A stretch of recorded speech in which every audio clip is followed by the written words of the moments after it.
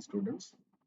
Today we are going to discuss a topic in Unit 3 of Animal Biotechnology Theory course. The topic of today's is about animal cell culture. So there are different multiple topics are there with respect to learn how animal cell culture will work. We will split the topic into different modules, and the first topic is going to be about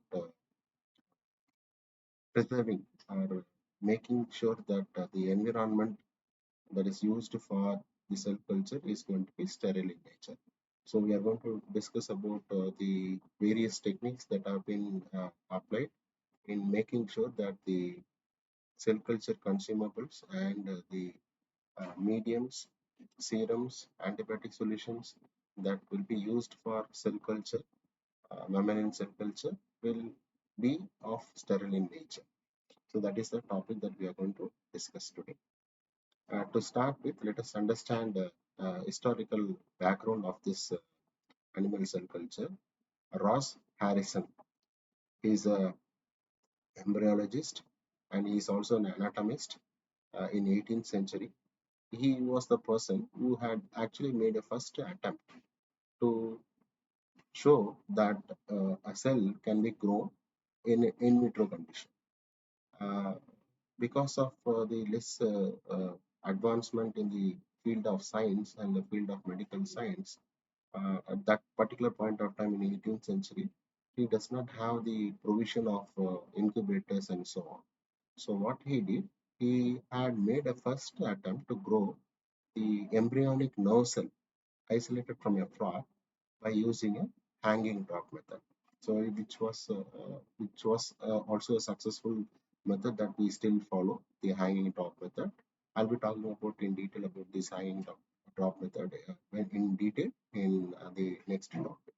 And for supplementation, so as you know that in order to grow any cell, supplementation is very important. So for supplementation, Ross Harrison had used chick embryo plasma, and he had successfully grown the embryonic nerve cell. And this is the first step towards the growing the cells in an in vitro condition, and resultant to that there are a lot of advancement that have been taken place, and due to that now today we are proudly saying that we have eradicated polio. And how does we eradicated polio? It is because of the cell culture facility, wherein we had used the cell culture facility for preparing vaccines against polio. So this is one of the biggest applications or significant applications of cell culture system, right? This is about a brief history. And when it comes to cell lines, so we can able to grow different types of cell lines from different animal groups. Say for an example, we can grow insect cell line, we can grow human cell line, and we can grow the hamster cell line, and multiple different types of cell lines, and from multiple different tissues can also be grown in vitro conditions. But where will we get cell lines? The procurement process starts with the repository, and we call that a cell repository. In India, we have NCCS, National Center for Cell Science. Pune is the source for procuring most of the mammalian as well as insect cell line. Apart from that, we can also procure the cell lines from other countries, especially ECACC, that is European Collection of Animal Cell Culture, UK, and from US we have ATCC, American Type Cell Culture Collection. So these are the places where the cells will be maintained, and when we are in need of a particular cell line, we can make a request and we have to pay some nominal charges for the transport facility, and then we can able to get the cell line. Once we get the cell line, we can able to grow it in our laboratory condition, right? So in order to grow the cell line, we have to make sure that the facility that we are going to use should be sterile in nature. What is sterile? Sterile means an environment or a condition in which there are no microorganisms can grow. So we call it as sterile environment. So in order to prepare the environmental sterile, there are different types of methods are there for sterilization. One of the most widely used method is going to be wet heat sterilization. So you would have remembered about pasteurization. So where will you heard about this term called as pasteurization? Milk. Okay, so whatever milk that we are consuming are being made to be available to us without any microorganisms in the milk through a process called as pasteurization. So this pasteurization process will work with increasing the temperature to around 60 to 80 degree for 30 minutes or 1 hour period of time. So that until this 30 to 1 hour period of time, 60 to 80 degree temperature is maintained. So that whatever microorganism that is present in the milk, example bacteria, virus, fungi, everything will be killed. Okay, so we call it as pasteurization, but there is a disadvantage of doing pasteurization. The disadvantage is if there are any spore forming bacteria and prions are present, okay, they are resistant to heat. So in that case, pasteurization may not work. In order to improve the process of removing those spore forming microorganism in pharmaceutical industry, they are using the same pasteurization not for a short period of time but for a longer period of time, maybe 10 hours or 12 hours and so on. So we call that as pasteurization, but we will not be using this pasteurization for a laboratory cell culture facility. But what we will be using, we will be using autoclave. Okay, I'll be talking about this autoclave in a short period of time. So before we get into the details of what is autoclave and how does it work, we have to understand about the maintaining the temperature. So in if you want to use an autoclave, you have to use an instrument wherein the steam will be generated by boiling the water, and this steam will be circulated inside the chamber of autoclave. So this will always used to circulate. So we use this process called as autoclaving. By this process, it is very effective to destroy bacterial endospores, but not all type of bacterial endospores. So for removing all the type of endospores, what we are supposed to do? We are supposed to do this autoclaving 3 times. That is 3 circles. Okay, so we have to do an autoclave and bring it to the room temperature, maintain at 37 degree centigrade, and then again start the autoclave, and then bring it to room temperature, and again start the autoclave. So by doing this 3 times, we can able to remove any kind of endospores that are present. So we this is a pictorial representation of how autoclave will work. So as you can see here, the steams or the temperature of 80 to 100 degrees centigrade steams are passed through this chamber, and these steams will be circulating. And when these steams start to condense, it will start convert into water droplets, and these water droplets will be collected at the bottom of the autoclave, and then it will be passed out. And this steam in a regular autoclave, we will not be having any kind of filters.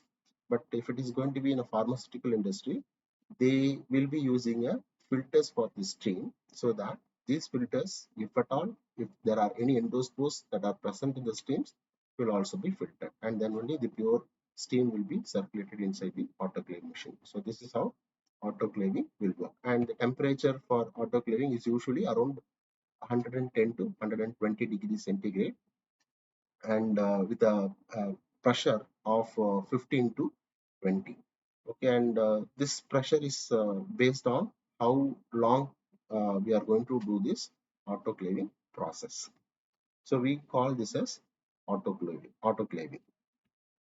And next to wet heat, we also have opposite to that dry heat. But this dry heat is not going to be so effective for cell culture, but this dry heat can be used for decontaminating the pathological bacterial or microbial stains. This insulation is usually used to be very effective in removing these pathological bacteria or microbial organisms which are sourced from hospitals. So usually in hospitals they will be using it in a higher extent, the incineration. But for regular cell culture processes, we may not be using. And what is the mechanism or principle how this incineration will work? It is working on high temperature.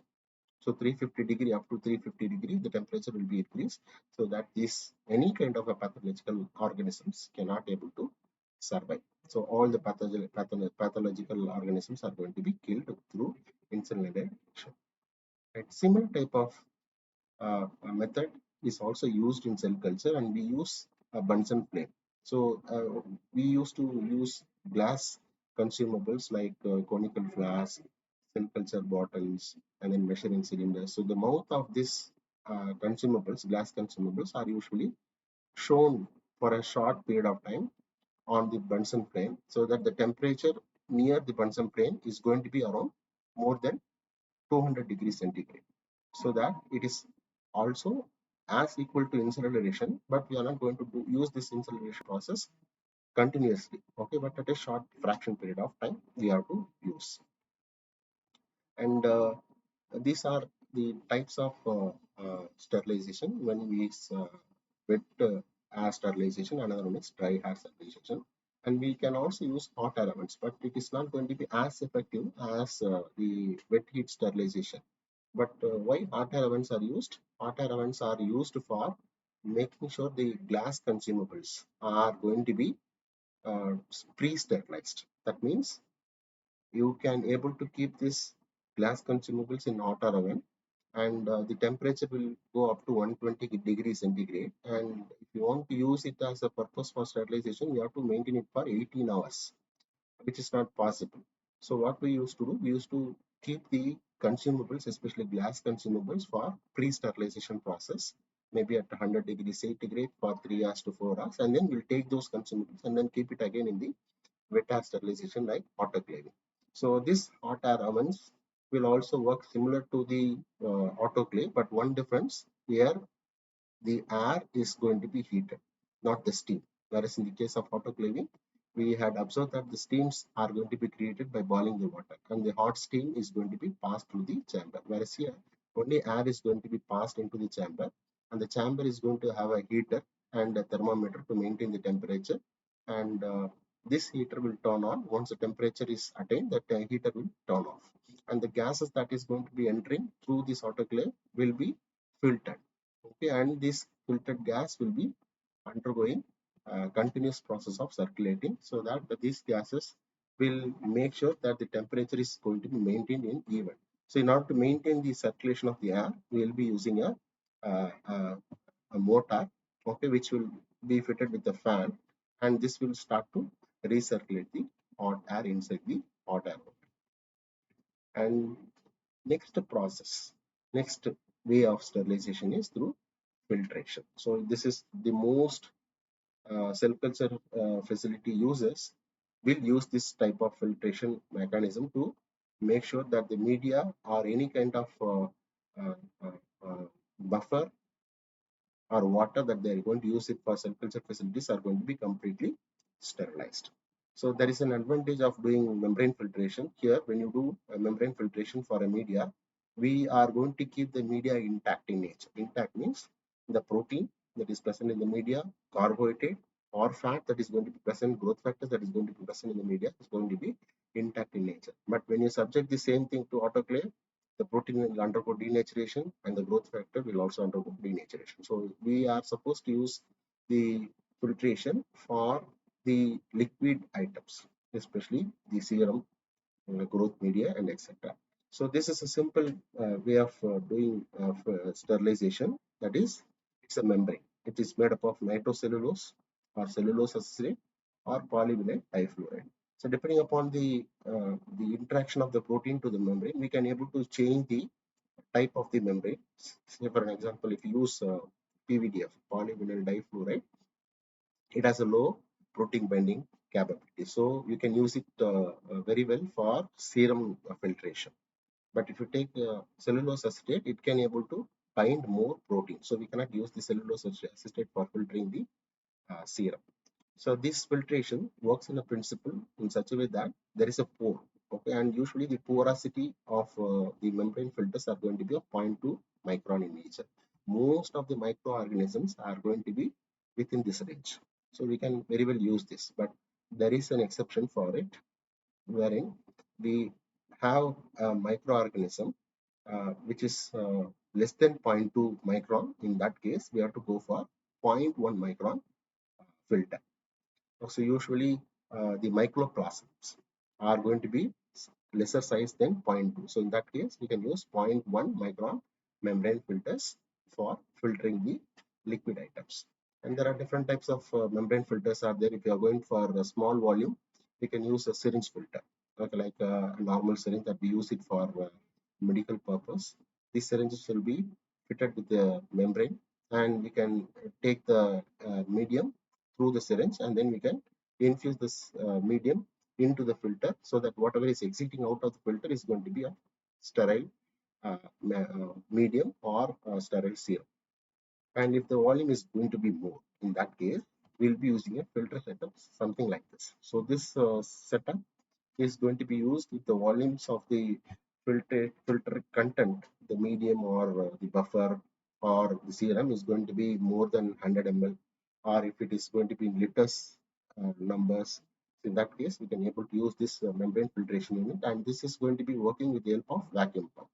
The vacuum pump will create a vacuum, and the created vacuums are going to allow the liquid content which is going to be poured on the top, and between this the container, the liquid container, and the conical flask which is fitted with the vacuum pump, we have a membrane filter setup here.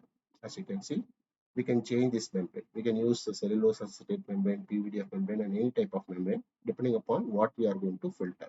So for general medium preparation, 0.2 micron filter is sufficient.